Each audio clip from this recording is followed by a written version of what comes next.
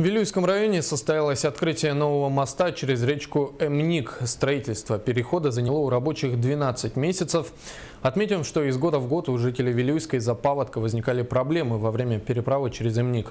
Теперь об этом можно забыть. Подробности далее. На протяжении многих лет во время весенней распутицы население города Вилюйска встречало множественные проблемы с переправой на речке Эмник.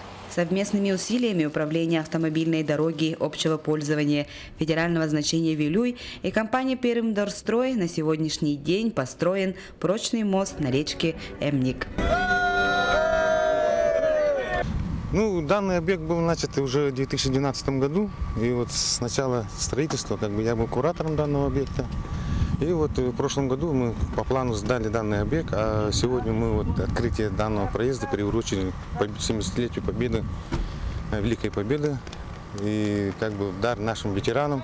Речка Эмник находится на участке 10 километров близ города Вилюйска. Работники Пермдорстроя в течение года трудились над строительством моста. Первоначально это был очень сложный участок, здесь одномерные пески мелкие, и очень жители местные страдали, тут сидели по суткам, прям по двое, в песках проезда не было. Но вот все-таки заказчик, этот объект выставили на торги, мы его выиграли и приступили к строительству. А здесь мы очень мобильные, если будет разыгрываться какой-то тендер, и если мы его выиграем, то мы готовы решать любые задачи, порученные нам, нашему предприятию.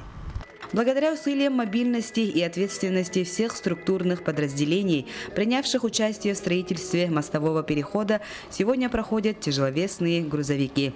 Надеемся, в дальнейшем этот мост прослужит многие года, и мы не будем встречаться с проблемами, связанными с весенними паводками. Анна Васильева, Иннокентий Колесов, Леонид Минкаров, Юрий Рожен, НВК «Саха», Вилюйск.